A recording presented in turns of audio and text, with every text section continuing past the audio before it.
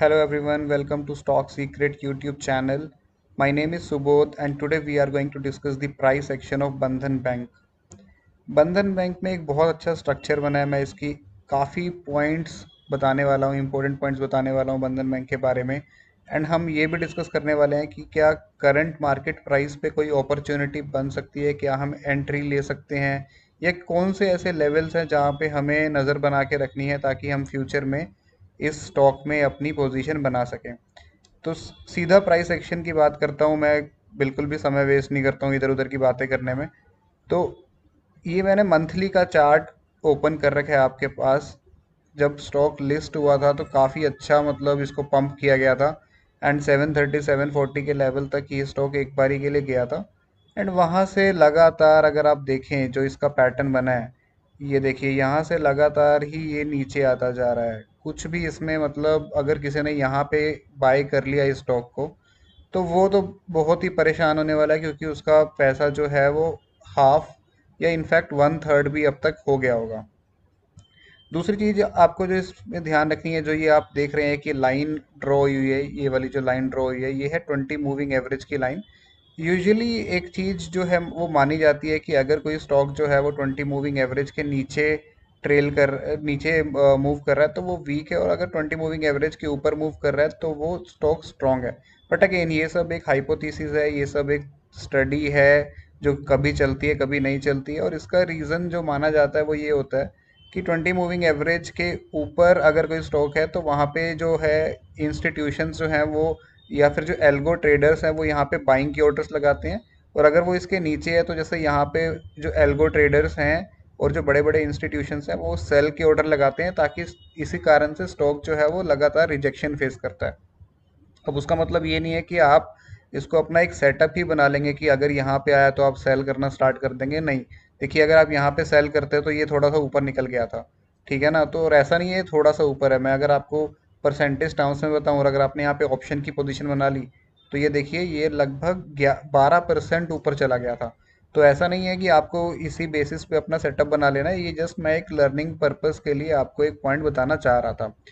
अब बात करते हैं स्टॉक में हो क्या रहा है। मैंने आपको मंथली के चार्ट पे तो बता दिया, यहाँ से तो कुछ समझ में नहीं आ रहा है। जस्ट ये है कि एक बारी के लिए ये हुआ था कि जब स्टॉक नीचे आया यहाँ से डेफिनेटली एक मूव आने की कोशिश की थी स्टॉक में, लेकिन फिर से 20 मूविंग एवरेज ने इसको रेजिस्ट किया एंड दोबारा स्टॉक नीचे आया है।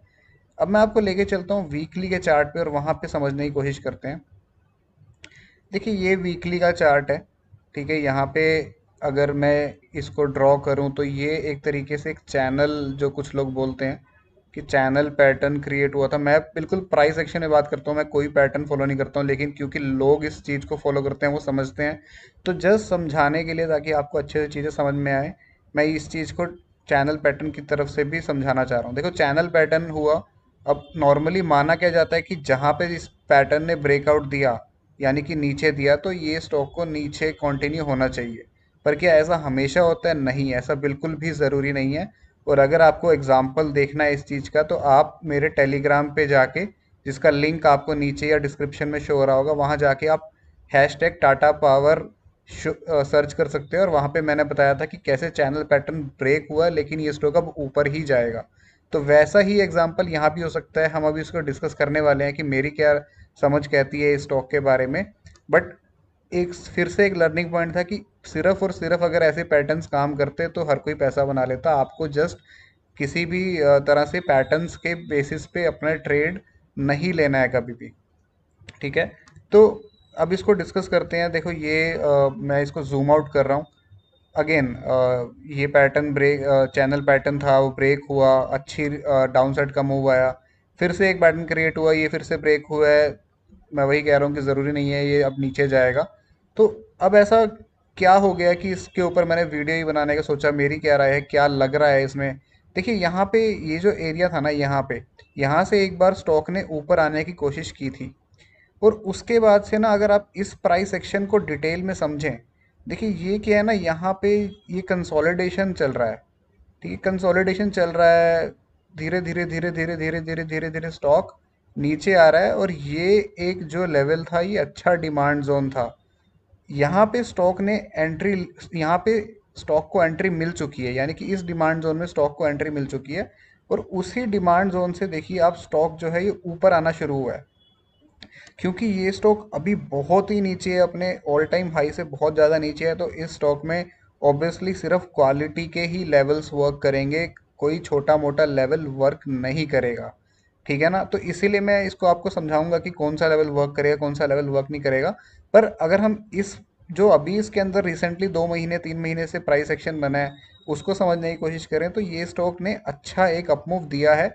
और हमें जस्ट ये पता लगाना है कि क्या ये अपमूव सस्टेन होगा, ताकि हम इसके अंदर अपनी फ्यूचर पोजीशन बना सकें। ठीक है, तो अभी अगर हम इसे देखें कि ये प्राइस ऊपर तो गया, नीचे क्यों आ गया? नीचे आने का कारण सिंपल था कि देखो इसके अंदर जो ये प्राइस एक्शन बना था, जो ये कंसोलिडेशन था, इसके अंदर एक ही ठीक ठाक सा लेवल था। ठीक ठाक सा लेवल, बहुत अच्छा लेवल नहीं कह सकते, ठीक ठाक सा लेवल था, वो यही लेवल था, ये वाला सप्लाई जोन। और अभी क्या हुआ, इसी सप्लाई जोन के अंदर एंट्री मिली और वहीं से स्टॉक नीचे आने लगा। ठीक है, अब उसके साथ साथ हुआ क्या है कि उसके साथ साथ हुआ क्या है कि जो एक अच्छा डिमांड जोन बना था, ये वाला एक थोड़ा ठीक सा डिमांड जोन था, क्योंकि मैं आपको बार बार कह रहा हूँ कि अगर जब स्टॉक बहुत नीचे से अपने ऑल टाइम हाई से बहुत नीचे होता है और उसे बिल्कुल ही ट्रेंड बदलना है, उसे सालों सालों का 5-10 साल का ट्रेंड बदलना है, तो हम किसी भी हल्के लेवल पे विश्वास नहीं दिखा सकते। तो यहाँ पे एक डिमांड जोन फॉर्म हुआ था, उसके अंदर एंट्री मिली और स्टॉक दोबारा ऊपर जाना शुरू हुआ।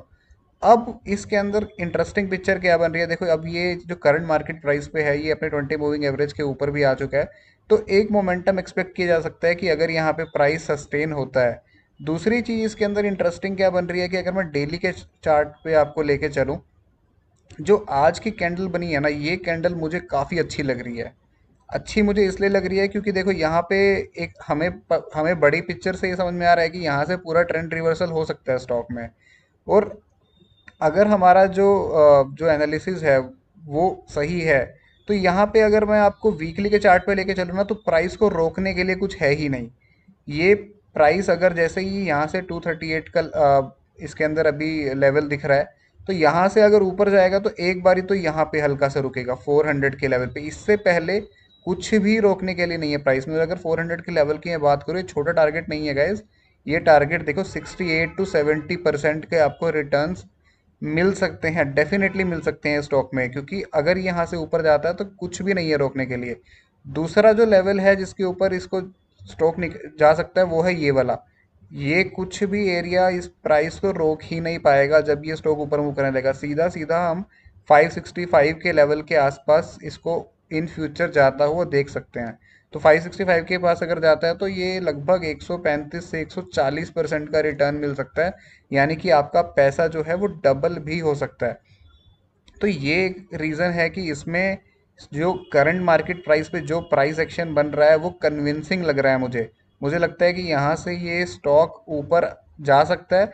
और एक चीज़ मैं आपको और बताऊं, जैसे ही स्टॉक जो है वो 285 के ऊपर निकलेगा, स्टॉक में ठीक ठाक, जैसे अभी क्या है कि कुछ 1% 2% ऊपर जा रहा है, जैसे ही 285 के ऊपर निकलेगा स्टॉक में अच्छा मूवमेंट देखने को मिलेगा। और 312 315 के ऊपर निकलते ही स्टॉक डेली 5%, 7%, 10%, 15% तक भी ऊपर जा सकते हैं। इनफैक्ट स्टॉक में सर्किट भी लग सकते हैं। और मैं ये चीज़ ऐसे ही नहीं कह देता कि स्टॉक 5% 7% जाएगा। जो भी लोग मुझसे टेलीग्राम पे जुड़े हुए हैं उनको पता होगा कि टेलीग्राम पे क्या चलता है। डेली जो भी हम स्टॉक्स यहाँ पोस्ट करते हैं, कोई 7% आप देख सकते हैं, 7% अप है, ये 4%, 5%, 10% बैक टू बैक सर्किट्स लगते हैं। तो कोई भी ऐसा नहीं है कि हम ऐसे ही कह दिया कि स्टॉक 5% चला जाएगा हवा करने के लिए, ऐसा कुछ नहीं है। आप चाहे तो टेलीग्राम पे जाके हिस्ट्री चेक कर सकते हैं, बिल्कुल फ्री ग्रुप है, कोई चार्जेस वार्जेस कुछ नहीं है इसके। तो आपको आइडिया हो जाएगा कि किस एक्सपीरियंस से ये चीज़ बोली जा रही है कि स्टॉक में बहुत अच्छी मूवमेंट आपको इन फ्यूचर देखने को मिल सकती है।